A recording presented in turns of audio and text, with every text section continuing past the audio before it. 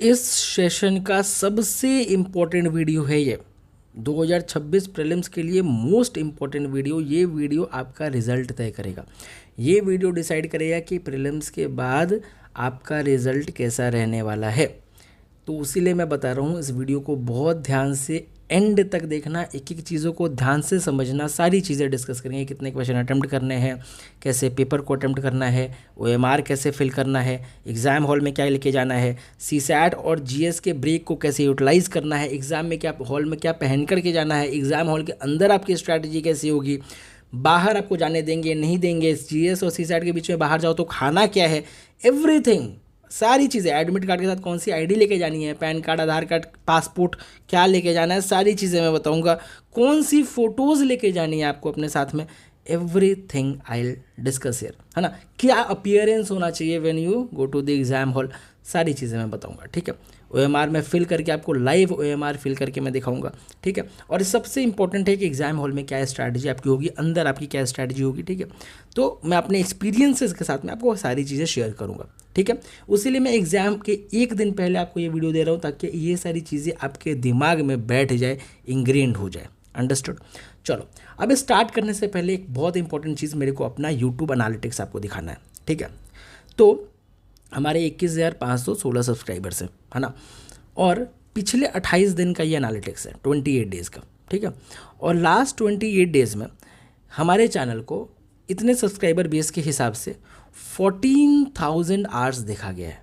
14,000 hours, जो YouTube के हिसाब से अराउंड 142% का ग्रोथ है ना। तो 14,000 आवर्स हमारे चैनल पे पिछले 28 दिनों में लोग आए हैं, उन्होंने कंटेंट को कंज्यूम किया है, कंटेंट को देखा है। And I am so happy, I am so grateful to all of you कि आपने मेरे को इस लायक समझा, मेरे कंटेंट को इस लायक समझा, ठीक है। क्योंकि मैंने कमेंट्स देखे, बहुत प्यारे प्यारे कमेंट्स, एंड मैंने बहुत सारों का रिप्लाई भी नहीं कर पाया। मेरे स्टूडेंट्स इतने प्यारे हैं कि कितने डाउट्स को तो उन्होंने ही सॉर्ट कर दिया कमेंट में, है ना। तो I am so grateful to all of you यार, मैं बहुत ग्रेटफुल हूँ, बहुत ज़्यादा ग्रेटफुल हूँ, ठीक है। और ये मेरे लिए बहुत ही बड़ा मोटिवेशनल फैक्टर है, ये 14,000 आवर्स, है ना। 1 लाख से ऊपर व्यूज़ आए हैं, 14,000 आवर्स मेरे सारे वन शॉट को, जो भी मैंने वन शॉट दिया, जो भी मैंने डिलीवरेबल्स दिए, आपने बैठा है, आपने देखा है, लिटरली आपने उसको भी फील किया है, आपने उस एफर्ट्स को रिकॉग्नाइज़ किया है। And I am so thankful, क्योंकि पता है इस सब्सक्राइबर बेस के साथ में इतना ये अचीव करना, ये मेरे लिए लिटरली आपके बिना तो पॉसिबल ही नहीं था। तो ये चीज़ मेरे लिए बहुत ही एक बड़ा मोटिवेशनल फैक्टर है, ठीक है। चलो अब आगे आ जाओ। इसी ग्रेटफुलनेस के साथ मैं आगे बढ़ता हूँ। चलो तो क्या डिस्कस करेंगे, पहले तो कितने क्वेश्चन अटेम्प्ट करने हैं जीएस और सीसैट में, ठीक है। तो देखो भाई, जो भी लोग अभी 2x पे देख रहा है वीडियो, नॉर्मल स्पीड पे कर लो। सीरियस एस्पिरेंट हो, क्यों देख रहे हो 2x पे, है ना। ये बहुत ज़रूरी वीडियो है, ये कोई वन शॉट वीडियो नहीं है। ये वीडियो ही आपका फ्यूचर डिसाइड करने वाली है। तो कुछ अगर ऐसा है तो नॉर्मल स्पीड पे कर लो, नॉर्मल स्पीड पे देख लो, ठीक है। चलो, तो how many questions to attempt, कितने क्वेश्चंस आपको अटेम्प्ट करने हैं, ठीक है। तो पहला, GS1 में how much you have to attempt. तो कोई हार्ड एंड फास्ट रूल नहीं है कि GS1 में या सीसेट में कितने अटेम्प्ट करने चाहिए, इसके लिए कोई हार्ड एंड फास्ट रूल नहीं है, ठीक है। It all depends on the circumstances, it all depends on the nature of the paper, ठीक है। लेकिन मैं आपको बताता हूँ कि अगर पेपर आपको लगे कि ईजीएस्ट साइड में है, ठीक है, पेपर लगे कि ईजी है थोड़ा, ठीक है, सॉल्वेबल है, ईजी है, ठीक है, ज़्यादा लेंदी नहीं है, तो definitely go for 85 to 90 questions, ठीक है। 85 to 90 क्वेश्चंस के लिए जाओ। लेकिन अगर पेपर आपको लगे कि टफर साइड पे, ठीक है, पेपर थोड़ा टफ लग रहा है, ठीक है, तो आराम से आप 75 to 85 क्वेश्चंस अटेम्प्ट कर सकते हो। 75 to 85 के लिए जाओ। लेकिन कुछ लोग, ठीक है, बहुत महानुभाव लोग हैं, ठीक है, कुछ लोग जो है वो बता रहे हैं कि आप जो है 65-70 अटेम्प्ट करके जाओ, इतना इनफ है। 65-70 अटेम्प्ट करो एक्यूरेसी के साथ GS1 में। मैं आपको बता रहा हूँ, GS1 में जो टॉपर भी है ना, वो भी जब पेपर दे करके निकलता है तो वो नहीं बोल सकता है कि मेरा प्रीलिम्स क्लियर होगा। तो कौन सी एक्यूरेसी की आप बात करते हो GS1 में, कि जहाँ 65-70 क्वेश्चन अटेम्प्ट करके आओगे और बोलोगे ये सारे एक्यूरेट हैं? नहीं होता, ये पॉसिबल ही नहीं है। जब एग्जाम हॉल में घुसोगे आपको 25 से 30 क्वेश्चन से ज़्यादा नहीं हिलेंगे, बहुत मुश्किल होगी। तो 25 से 30 क्वेश्चन आप डायरेक्टली सॉल्व कर सकते हो जो आपके स्टैटिक का नॉलेज है, जो आपने स्टैटिक नॉलेज गेन किया है वहाँ से 25 से 30 क्वेश्चन आप गेन कर लोगे। लेकिन प्रॉब्लम आएगी इसके बाद से, प्रॉब्लम नहीं आएगी वहाँ पे, उसके बाद आपको लॉजिकल गेसिंग से यूज़ करने पड़ेंगे, लॉजिकल गेसिंग यूज़ करने पड़ेंगे। भाई देखो लॉजिकल गेसिंग का इशू है तो ये वाला वीडियो देखो, ये वाला पावरफुल लॉजिकल टेक्निक्स, जाओ देखो, अभी भी बहुत टाइम है ना, 2-2.5 घंटे का वीडियो है, जाओ देखो कैसे लॉजिक को यूज़ करते हैं एग्जाम हॉल में, मैंने बहुत ढंग से बताया इस 2.5 घंटे में, ठीक है। जाओ पूरा डिटेल में देखो, 2-3 बार ही देख लो, ठीक है।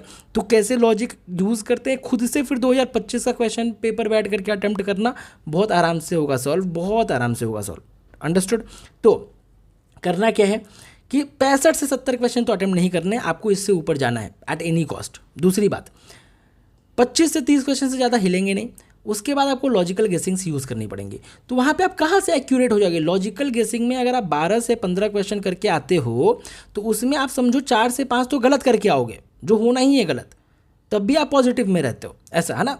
तो उसीलिए 65 to 70 बिल्कुल भी सेफ नहीं है, बिल्कुल भी सेफ नहीं है, ठीक है। मैं बहुत क्लियरली आपको बता रहा हूँ। तो उसीलिए किसी की बात सुनने की ज़रूरत नहीं। आप GS1 में एक्यूरेट नहीं हो सकते हो, CSET में हो सकते हो, लेकिन GS1 में you can not be accurate. इस चीज़ को अपने दिमाग में, अपने जहन में बिठा लो, ठीक है। एक्यूरेट कहाँ होगे, तो एक्यूरेट आप CSET में हो सकते हो, अंडरस्टूड। तो आपको 65 to 70 क्वेश्चन नहीं अटेम्प्ट करने हैं, 70 से नीचे आपको नहीं अटेम्प्ट करने हैं। 75 to 85 अगर पेपर टफर साइड लगे, ईजीएस्ट लगे तो 85 to 90, ओके।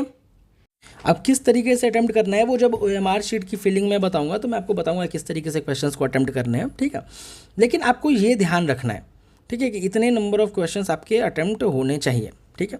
मेरी बात करो तो मैं स्टार्टिंग के अटेम्प्ट्स में थोड़े कम अटेम्प्ट करता था, लेकिन मैंने बाद में जो है अच्छे खासे क्वेश्चन अटेम्प्ट करने शुरू कर दिए थे, ठीक है। आई ऑलवेज लाइक, मैंने हमेशा जितनी बारी मेरा प्रीलिम्स क्लियर हुआ है मैंने 90+ क्वेश्चन अटेम्प्ट किए, ठीक है।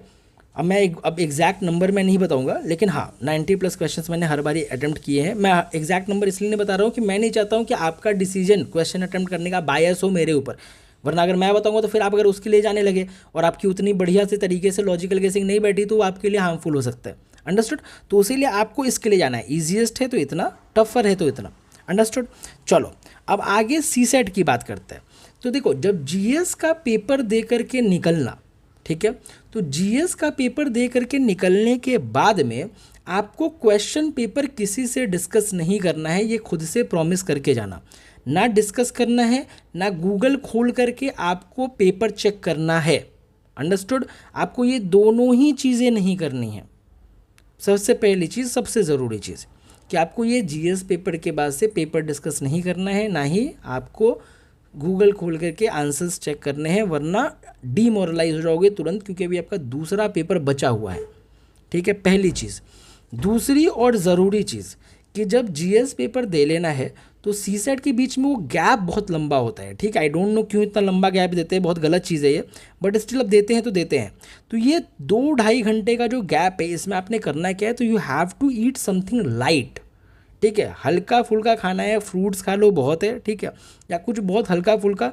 Do not go for lunch, पूरा कंप्लीट लंच नहीं करना है, ठीक है।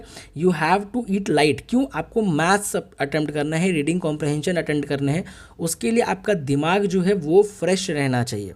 तो उसके लिए ईट फ्रूट्स लेकर के जाओ, या तो फ्रूट्स खाओ, भर के फ्रूट्स खा लो, कोई दिक्कत नहीं है, पेट भर के कोई इशू नहीं है। लेकिन लंच नहीं करना है, प्रॉपर लंच मतलब क्या होता है, रोटी दाल चावल ये सारी चीज़ें नहीं खानी है, अंडरस्टूड। इस चीज़ को अपने जहन में बिठा लो, ओके। केवल फ्रूट्स खा लो, हल्का फुल्का कुछ खाने का मन है, पानी पूड़ी और ये सारी चीज़ें बाहर मिलती रहती है, वो सारी चीज़ें खा सकते हो, लेकिन you do not have to do proper lunch. ये 2 चीज़ें समझ में आई। अब तीसरी चीज़, CSET के पहले मैंने अपने चैनल पे मैथ्स इज़ नॉट इम्पॉर्टेंट वाला वीडियो एक बनाया हुआ है, दूसरा रीडिंग कॉम्प्रहेंशन पे एक वीडियो बनाया हुआ है। तो मैथ्स इज़ नॉट इम्पॉर्टेंट भी आपको दिख जाएगा, रीडिंग कॉम्प्रहेंशन भी दिख जाएगा। CSET का प्लेलिस्ट या तो मैं नीचे डिस्क्रिप्शन में डाल दूंगा, जा करके वहाँ से देख लेना। और ये दोनों वीडियोस को देखना है आपको CSET के पहले, ताकि आपका माइंड जो है CSET मोड में आ जाए। वीडियो देखने के बाद आपका माइंड देखना CSET मोड पे आ जाएगा, ठीक है, क्योंकि उसमें मैंने कुछ क्वेश्चन सॉल्व किए हैं, तो आपका माइंड भी उस तरीके से काम करने लगेगा। बिल्कुल ब्लैंक होके जाओगे एग्जाम हॉल में बैठोगे तो फिर क्या होगा कि कोई भी क्वेश्चन पढ़ोगे ऐसा लगेगा बिल्कुल नया के जैसा, कितना नया है ना। तो वो एक इशू रहता है, उसीलिए उसके पहले CSET की 1-2 वीडियोस देख लोगे ना तो इससे क्या होगा, माइंड आपका फ्रेश रहेगा। तो ये 2 वीडियोज़ को अपने प्लेलिस्ट में सेव कर लो या वॉच लेटर में सेव कर लो, और एग्जाम के पहले ये 2 वीडियोस बस आपने देखनी है, रीडिंग कॉम्प्रहेंशन वाली, मैथ्स वाली। क्यों? क्योंकि इन दोनों से ही आपका सीसैट निकलेगा। मैंने मैथ्स वाले में बताया हुआ है कि सीसैट कितना ईजिली आप निकाल सकते हो, कितने आराम तरीके से आप निकाल सकते हो, और आरसीज में भी मैंने सेम चीज़ बताया हुआ है कि कितने एक्यूरेसी के साथ आप सीसैट सॉल्व कर सकते हो। अंडरस्टूड? तो यहाँ आपका GS1 सॉर्ट हो गया, और सीसैट के पहले क्या करना है वो सॉर्ट हो गया। अब सीसैट में क्या करना है, देखो अगर मैथ्स आपका वीक है, अगर मैथ्स बैकग्राउंड से हो तो डेफिनेटली मैथ्स के लिए जाओ, क्योंकि एक्यूरेसी आपकी अच्छी होगी, आप अच्छा स्कोर करके आओगे, ठीक है। लेकिन अगर मैथ्स बैकग्राउंड से नहीं हो, या मैथ्स के पेपर टफ है, भले ही मैथ्स बैकग्राउंड से हो लेकिन दिख रहा है मैथ्स के क्वेश्चंस टफ दिख रहे हैं, है ना, चुन चुन करके गिन गिन करके स्टार्टिंग के 45 मिनट्स में सारे रीडिंग कॉम्प्रहेंशंस कर लो। स्टार्टिंग के 45 टू 50 मिनट्स में सारे जितने रीडिंग कॉम्प्रहेंशन है पूरे पेपर में देख देख करके गिन गिन के कर लो। क्यों? रीडिंग कॉम्प्रहेंशन ही ऐसी चीज़ है जो बहुत टाइम लेता है, ठीक है, बहुत टाइम कंज्यूमिंग होता है। एंड मोमेंट के लिए छोड़ोगे, लास्ट में हिस्ट्री हो जाएगी सारी चीज़ें, फिर गलतियां करने शुरू कर दोगे। तो स्टार्टिंग के 40-50 मिनट्स में सारी रीडिंग कॉम्प्रहेंशन कर लो, मतलब मान के चलोगे 27 to 30 रीडिंग कॉम्प्रहेंशन आते ही हैं, ठीक है, मिनिमल 27 मैक्सिमम 30 आते हैं। अगर इतने क्वेश्चन सोचो स्टार्टिंग के 50 मिनट्स में करके बैठ जाओगे तो रिलीफ मोड में रहोगे, बहुत आराम से रहोगे कि चलो ठीक है भाई, मैंने 27 क्वेश्चन पहले ही कर लिए, मतलब मैं कट ऑफ के क्लोज आ चुका हूँ, अब मेरे को बस 15-16 मार्क्स के लिए और काम करना है, उसके लिए मेरे पास 75 मिनट 75 मिनट्स और बचे हुए हैं। अंडरस्टूड? तो इस तरीके से आपने क्या करना है, इस चीज़ को मैंने बहुत डिटेल में बताया है मैथ्स वाले वीडियो में। अभी ये वीडियो पूरा देख लो, नहीं देखा है तो उसको जाके देखना, ठीक है, मुश्किल से 20-25 मिनट की वीडियो है, देख लो, ठीक है। तो 27 से 30 मिनट के अंदर आपने रीडिंग कॉम्प्रहेंशन कर लेना है। फिर उसके बाद से आता है मैथ्स की बारी। चुन चुन करके गिन गिन करके 10 से 15 ईजीएस्ट क्वेश्चन फाइंड आउट करना है टोटल 50 क्वेश्चंस में। 50 क्वेश्चन बचे ना, रीडिंग कॉम्प्रहेंशन हटा दो तो 50 में से 10 से 15 क्वेश्चन फाइंड आउट करना बहुत टफ बात नहीं है, ठीक है, 20 तक भी जा सकता है ये। तो आराम से ईजीएस्ट 10 से 15 क्वेश्चन फाइंड आउट करो, यहाँ आपकी एक्यूरेसी बनेगी, है ना, यहाँ पे आप एक्यूरेसी के साथ कर सकते हो। और एक्यूरेसी के साथ सही करके मिनिमम आपको सीसैट में 44 to 46 क्वेश्चन अटेम्प्ट करने हैं, मतलब 40 से ऊपर ही रखने, है ना, 40 से ऊपर ही रखने, 44 to 46 क्वेश्चन आपको अटेम्प्ट करने हैं सीसैट में एट एनी कॉस्ट, ठीक है। और इस 50 में 10 से 15 आप इजी क्वेश्चन फाइंड आउट करो और इसको सॉल्व करो, ठीक है। इस तरीके से आपने पूरा सीसैट का पेपर प्लान करना है। Understood? Maths is not important वाली वीडियो देखो आप, 20-25 मिनट लेकर के मैंने बहुत ढंग से बताया है कैसे ईजीएस्ट क्वेश्चन फाइंड आउट करने होते हैं, कैसे रीडिंग कॉम्प्रहेंशन सॉल्व करना है, ये मैंने आरसीज वाले वीडियो में बताया है। तो पूरा मैंने आपको ऑलरेडी सब कुछ दे दिया है, आपको सिर्फ देख लेना है, ठीक है। ऑलरेडी मैंने आपको सब कुछ प्रोवाइड कर दिया है, यूट्यूब पे फ्री ऑफ कॉस्ट है भाई, ठीक है। चलो नए हो चैनल पे तो सब्सक्राइब कर लेना। चलो अब OMR कैसे फिल करना है इंपॉर्टेंट है। तो OMR फिल करने से पहले ऊपर एक देख लेते हैं काम की चीज़, क्या क्या चीज़ें हमने डिस्कस कर लिया, कैसे अटेम्प्ट करना है, ठीक है, हाउ मेनी स्लॉट्स, कितने स्लॉट्स में करना है वो OMR में अभी बात करेंगे, कैसे OMR फिल करना है वो भी हम नीचे बात करेंगे, क्या लेकर के जाना है एग्जाम हॉल में, ये इंपॉर्टेंट है। एग्जाम हॉल में आपको वाटर बॉटल लेकर के जाना है, सिर्फ अपने एडमिट कार्ड का 2 प्रिंट आउट, ठीक है, how much 2 print outs of the admit card, ठीक है, 2 प्रिंट आउट्स आपको एडमिट कार्ड के लेके जाने हैं at any cost. Water bottle लेके जाना है, वाटर बॉटल देखो कैसे होना चाहिए, जैसे ये वाटर बॉटल है ना, तो ये जो कवर देख रहे हो ये वाटर लिखा हुआ है, ये ट्रांसपेरेंट कवर चाहिए, ये इसको निकाल देना, निकाल के इसको बाहर फेंक देना। जो किनले लिखा होता है, बिस्लेरी लिखा होता है ना, तो इसको निकाल करके बाहर फेंक देना, ये ट्रांसपेरेंट होना चाहिए। अंडरस्टूड? तो इस तरीके का रहेगा। तो पानी की बोतल लेके जाना है, बहुत गर्मी है, बहुत ज़्यादा गर्मी है, ठीक है, तो अपना ख्याल रखना है। पानी की बोतल आपने एग्जाम हॉल में लेके ही जानी है, 2 एडमिट कार्ड आपको लेकर के ही जाना है, ठीक है। अब साथ में एडमिट कार्ड के और क्या लेके जाना है, तो आपको अपना आधार कार्ड ज़रूर से रखना है साथ में, ठीक है। आधार अगर नहीं है तो पैन ले लेना, ठीक है, लेकिन आधार है तो आधार को प्रायोरिटी देना, आधार कार्ड साथ में रखना है आपको, ठीक है। तो आधार कार्ड अपने बैग में भूल मत जाना, आधार कार्ड बैग से निकाल लेना। चलो अब बैग से याद आया कि अपना जो भी आपका एडमिट कार्ड के अलावा और आधार कार्ड के अलावा जो भी चीज़ें, जैसे कुछ कपड़े हैं लड़कियों के, अगर मान चलो कोई स्कार्फ है या आपका कोई फ़ोन है, मोबाइल फ़ोन है, तो वो अपने बैग में डाल करके आप सेंटर के बाहर उसको जमा कर सकते हो, सेफ़ रहता है। ऐसा बिल्कुल टेंशन मत लेना ही गायब हो जाएगा, चोरी होगा, वो सेफ़ रहता है। लेकिन ध्यान से अपना वॉलेट निकाल लेना, वॉलेट आप अपना जेब में लेकर के जा सकते हो, उसको बैग में रखने की ज़रूरत नहीं है, बस वॉलेट में कोई पेजेस मत रखना, लेकिन वॉलेट में जो भी पैसे वैसे हैं, क्योंकि भाई पैसे इंपॉर्टेंट है, अपने पास संभाल के रखने होते हैं वो, ठीक है। बड़े भाई की तरह समझा रहा हूँ मैं, ठीक है, बहुत छोटी छोटी चीज़ें मैं समझा रहा हूँ। पैसे जो है बहुत कीमती चीज़ है ना, ठीक है। तो पैसे को अपने पास में रखना है, ओके। पैसा मत रख देना बैग में। अब कोई मान चलो गायब ही हो गया कुछ, और बाद में आपके फिर कैसे क्लेम करोगे उस चीज़ को, समझ रहे हो मेरी बात को। क्योंकि फ़ोन कोई गायब नहीं करेगा आपका, उस चीज़ के लिए बिल्कुल रिलैक्स रहो, एक्सपीरियंस के साथ बता रहा हूँ। फ़ोन आराम से बैग में डाल देना है, या फ़ोन आप अलग से भी सबमिट कर सकते हो, एग्जाम हॉल के बाहर हो जाता है। लेकिन अपना वॉलेट कहीं सबमिट मत करना, वॉलेट अपने पास में रखना, कागज़ सारे निकाल देना, ठीक है। अब देखो कोई आपको ऊपर रोके या बोले कि नहीं वॉलेट आप नहीं रख सकते हो, ये सारी चीज़ें, तो वॉलेट में से क्या करना, पैसे निकालना, पैसे अपने जेब में डाल लेना और वॉलेट को सबमिट कर देना, ये कर सकते हो। समझ रहे हो कि मान चलो कोई टीचर बोले कि वॉलेट आप नहीं ले जा सकते, ठीक है, तो लड़ाई झगड़ा करना मत शुरू कर देना कि मैं यूपीएससी का एग्जाम देने आया हूँ, कैसे आप रोक ली को, या इस तरीके से ये सब मत करने लगना, ठीक है। सिंपली कोई अगर आपको बोले कि नहीं अलाउड नहीं है, तो सिंपली क्या करना, पैसा निकालना, अपने जेब में डालना, उठाना वॉलेट जा करके डाल देना अपने बैग में, ठीक है, बैग में डाल करके सबमिट कर देना बैग। अंडरस्टूड। तो ये काम आपका हो गया एक। अब अगला क्वेश्चन क्या कि आपको ये बाहर जाने देंगे या नहीं पहले सेट के बाद। हाँ, आपको बाहर जाने दिया जाएगा। GS1 पेपर के बाद आपको बाहर जाने दिया जाएगा, आप आराम से जा सकते हो, खा सकते हो, जो मन करे खा पी सकते हो, ठीक है। अब देखो इतनी गर्मी है तो पहन करके जा जाना है, ये भी बहुत इंपॉर्टेंट है। बिल्कुल लाइट कपड़ा होना चाहिए, ठीक है। आपके जो जीन्स हो या आपका जो भी लोअर हो उसमें बहुत सारे पॉकेट्स नहीं होने चाहिए, समझ रहे हो, वरना चेकिंग में और इन सब में टाइम लगता है, टाइम बर्बाद की चीज़ें हैं वो।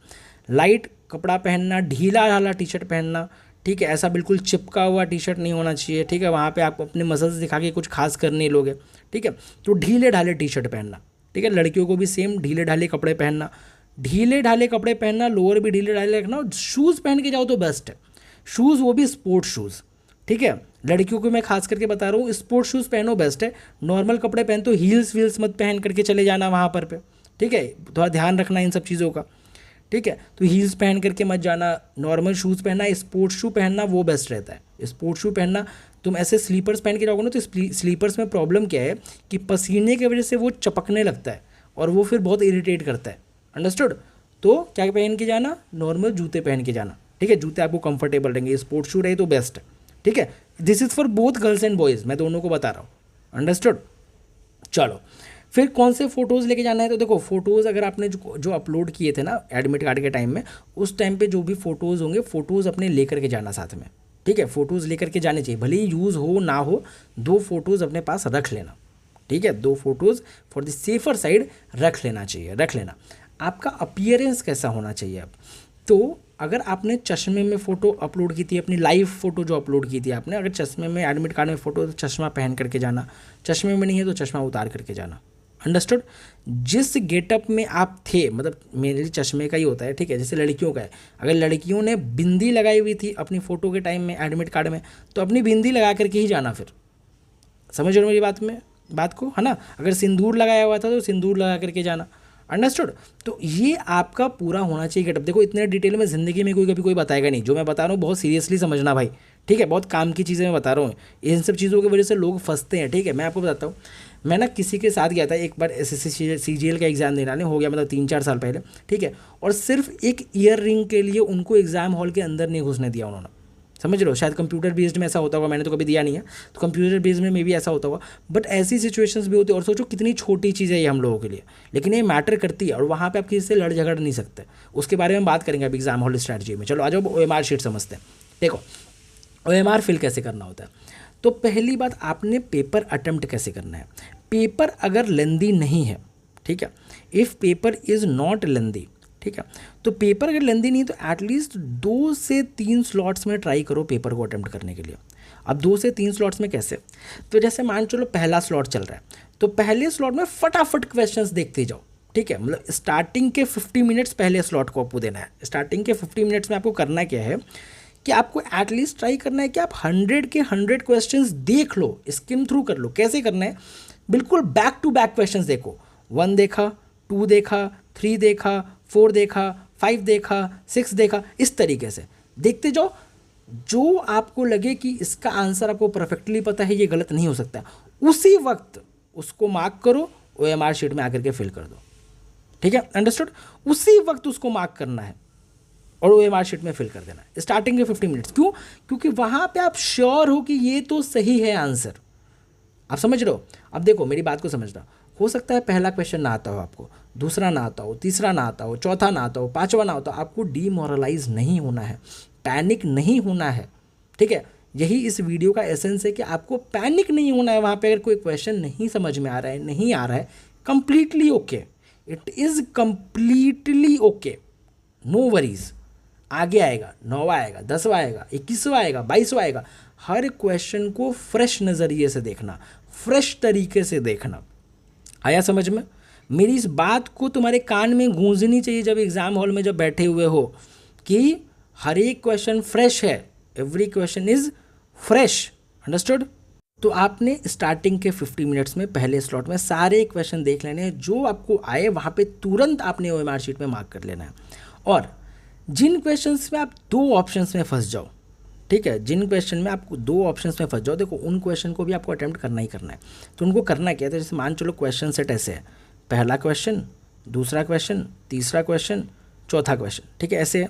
तो आपको चलो पहला आपने देखा नहीं आया, दूसरा नहीं आया, तीसरे में आप फंसे, 2 ऑप्शन में फंस रहे हो, 2 ऑप्शंस में आप फंस रहे हो। आपको सिंपली करना कुछ नहीं है, आपको करना ये है कि इसको सर्कल करना, ठीक है, और ऐसे टिक कर देना कि मैं यहाँ पे दोबारा आऊँगा। सिंपली एक सर्कल करो, ऐसे कर दो, मतलब क्या कि मैं इसको दोबारा आऊँगा, क्योंकि ये तो मेरे को अटेम्प्ट करना ही करना है। अगर 2 ऑप्शंस में फंसोगे तो ये आपको अटेम्प्ट करना है।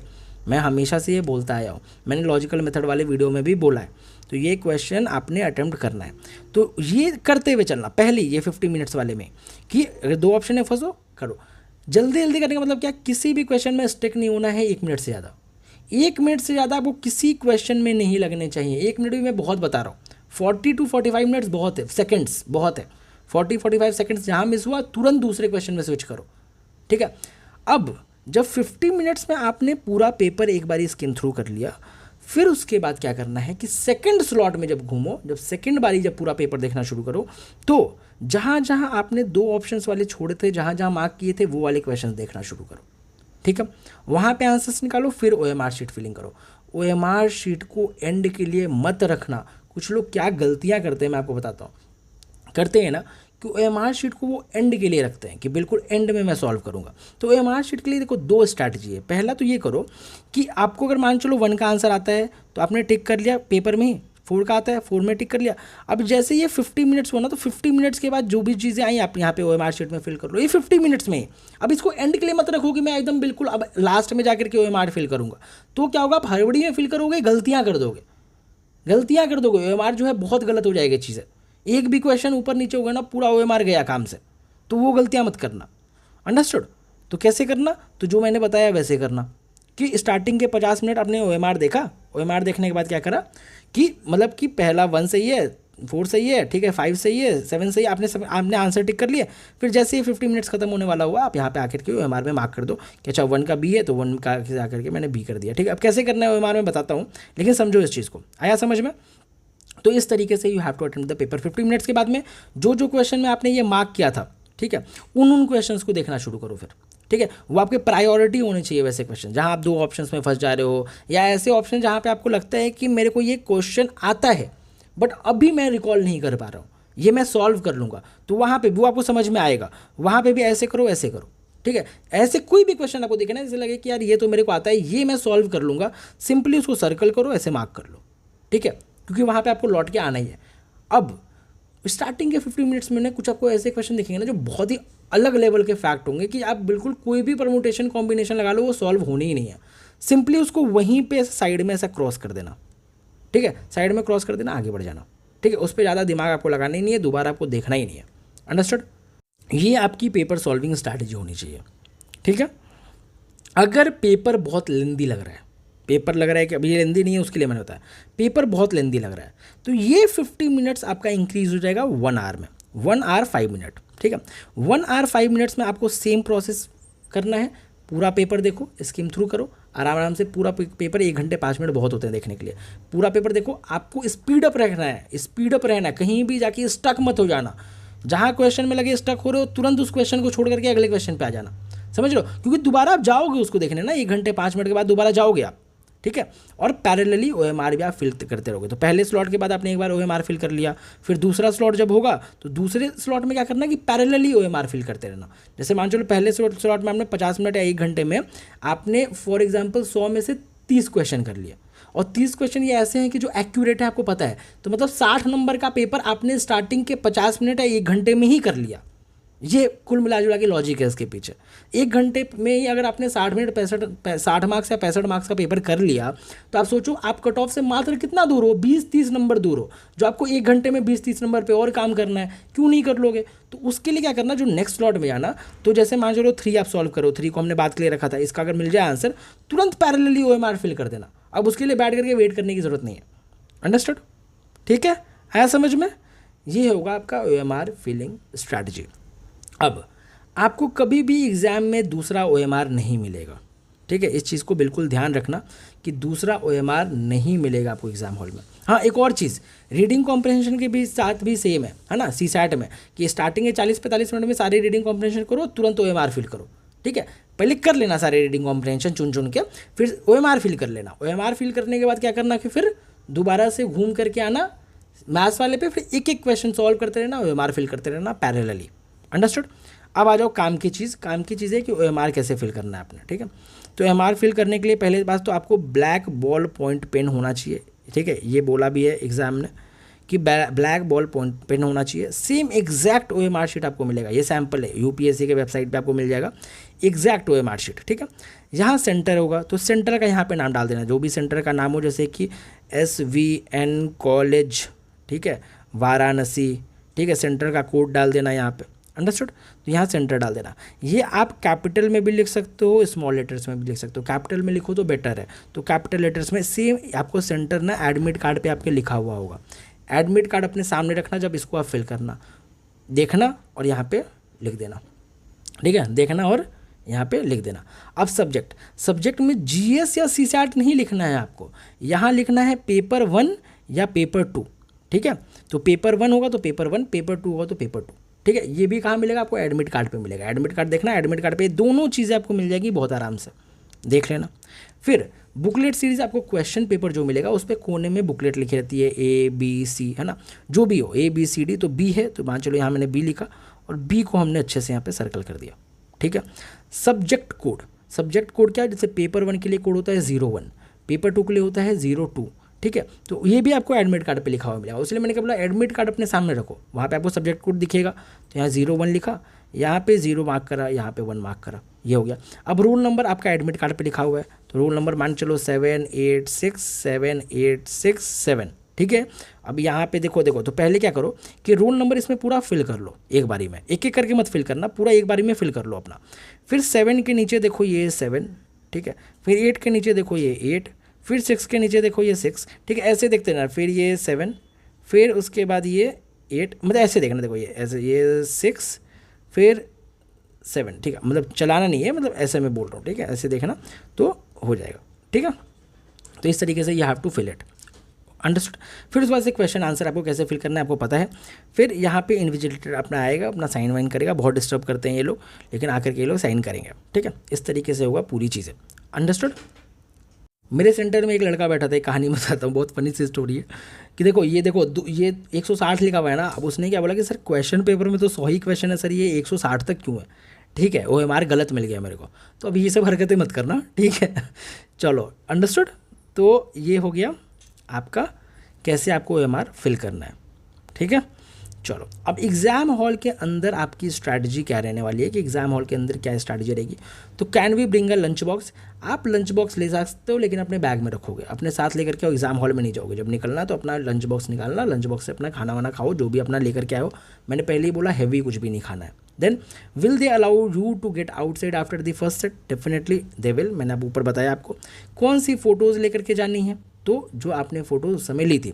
अब इम्पॉर्टेंट चीज़, बहुत ज़रूरी चीज़, आपको कभी भी एग्जामिनर्स, जब मतलब इन्विजिलेटर से, एग्जामिनर नहीं, इन्विजिलेटर से, या जो आपकी चेकिंग कर रहा है ये सारी चीज़ें, तो आपको लड़ाई झगड़ा नहीं करना है। You do not have to fight with them, और बहस वहस नहीं करना है। मैं आपको बता रहा हूँ बहुत ख़राब एक्सपीरियंस रहता है, और मैं आपको पर्सनल एक्सपीरियंस के साथ में ये चीज़ बता रहा हूँ, ठीक है, कि आप अगर बहस करो, देखो मेनली बहस होता क्यों है कि मान चलो आप नॉर्मल घड़ी पहन के गए हो, ठीक है, और वो ढूंढ रहे हैं क्या, उन्होंने मना कर दिया, बल्कि एग्ज़ाम में पीछे एडमिट कार्ड के लिखा हुआ है कि आप नॉर्मल घड़ी पहन सकते हो, और उन्होंने बोला कि नहीं आप नॉर्मल घड़ी मत पहनो, नहीं अलाउड है, आप इसको निकाल दो, ठीक है।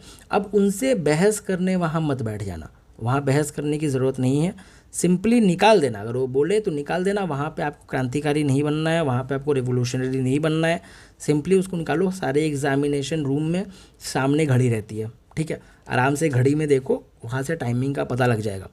अंडरस्टूड। जो वो बोले शांति से मान लेना, कोई भी बहसबाजी करने की ज़रूरत नहीं है, वरना पेपर ख़राब होगा, ठीक है। ये चीज़ पर्सनल एक्सपीरियंस के साथ मैं बता रहा हूँ। मेरे लाइक इनिशियल अटेम्प्ट में सेम चीज़ हुई थी, ये घड़ी वाली मैटर हुई थी, सेम चीज़, ठीक है। मैंने स्टार्टिंग में ही बहस कर लिया था, और पूरे एग्ज़ाम के दौरान मेरे दिमाग में वही चलता रहा, वो जो बहस थी, नहीं अटेम्प्ट क्लियर हुआ था वो वाला मेरा। तो मैं वही बता रहा हूँ एक्सपीरियंस के साथ कि वो गलतियाँ आप मत करो। अगर कोई जो भी वो बोल रहे हैं उनकी बात मानो, उनके साथ कोऑपरेट करो। अंडरस्टूड। वहाँ पे आप बिल्कुल अपने कानून वानून सिखाने के लिए, इन सब चीज़ों के लिए मत जाना। बहुत मेहनत किया है साल भर, वहाँ पे जाकर के ख़राब मत कर देना। अंडरस्टूड। तो एग्ज़ाम हॉल में आपका माइंडसेट ऐसे ही रहना चाहिए, ठीक है। अब इम्पॉर्टेंट चीज़, बहुत ज़रूरी चीज़, कि एग्ज़ाम हॉल के अंदर हो सकता है बहुत सारी क्वेश्चंस आपको ना आए, तो पैनिक मोड में मत जाना कभी भी। पैनिक मोड में जाओगे तो आता हुआ क्वेश्चन भी गलत कर दोगे। माइंड को रिलैक्स रखना। देखो अक्सर होता क्या है कि जब आप एग्जाम हॉल के बाहर निकलोगे तो वही क्वेश्चन आपसे बहुत ईजिली सॉल्व हो जाते हैं, जो क्वेश्चन आपको एग्जाम हॉल में समझते भी नहीं है। क्यों? माइंड रिलैक्स रहता है। तो माइंड को रिलैक्स करना, कैसे रिलैक्स करना है? आइज़ क्लोज करना, लंबी गहरी सांस लेना, 3 बार 4 बार लंबी गहरी सांस लेना, और बिल्कुल रिलैक्स हो जाना, ठीक है, बिल्कुल रिलैक्स हो जाना। मेरी इस बात को सुनना, ध्यान से मेरी बात को सुनो। ये बात आपके टाइम चलते रहनी चाहिए दिमाग में कि सर ने कहा था पैनिक नहीं होना है, भैया ने कहा था, शुभम ने कहा था पैनिक नहीं होना है। अंडरस्टूड। तो इस तरीके से you have to do all the things. आपने बहुत अच्छे से तैयारी करी है ना, यू प्रिपेयर्ड वेरी वेल। जो भी आपने वन शॉट्स देखे हैं, फिर आपने 6-7 महीने 1 साल से जो भी आपने मेहनत करा है, 2 स्लीपलेस नाइट्स और सारी चीज़ें, तो यू प्रिपेयर्ड वेरी वेल। आपको अपने प्रिपरेशन पे ट्रस्ट रखना है। You have to trust your preparation at this point of time. बस इतना भरोसा रखना कि इससे बेहतरीन तरीके से आपने पहले कभी भी प्रिपेयर नहीं किया था। तो अपने प्रिपरेशन में बहुत सारा ट्रस्ट रखना। एग्ज़ाम देकर आओगे, मैं आपके साथ में हूँ, मैं कहीं नहीं जा रहा हूँ, मैं यहीं पे हूँ, आपके साथ में हूँ। मेंस का टेंशन मत लेना, मेंस मैं संभालूंगा, मैं बताऊंगा कैसे मेंस के लिए करना है, मैं बहुत अच्छे तरीके से मेंस कराऊंगा। ज़िंदगी में कभी वैसे मेंस नहीं पढ़ा होगा आपने, ठीक है। तो मेंस के लिए तो सोचो ही मत, मेंस के लिए तो प्रो हैं हम, ठीक है, जिनको पता है उनको पता है। लेकिन अपने प्रिपरेशन पे ट्रस्ट रखना, अपने प्रिपरेशन पे भरोसा रखना, ठीक है। मेरे को आप पे बहुत भरोसा है, बहुत ज़्यादा भरोसा है कि आप बहुत अच्छा करके आओगे, है ना, बहुत ही अच्छा करके आओगे। अंडरस्टूड। बाकी जो भी चीज़ हो, जो भी प्रॉब्लम हो, जैसी भी दिक्कतें हो एग्ज़ाम हॉल में या एग्ज़ाम हॉल से निकलने के बाद, आप मेरे को मैसेज ड्रॉप कर देना। हो सकता है मैं रिप्लाई ना कर पाऊँ, ठीक है, क्योंकि बहुत सारे मैसेजेस आएंगे मेरे को। अंडरस्टूड है।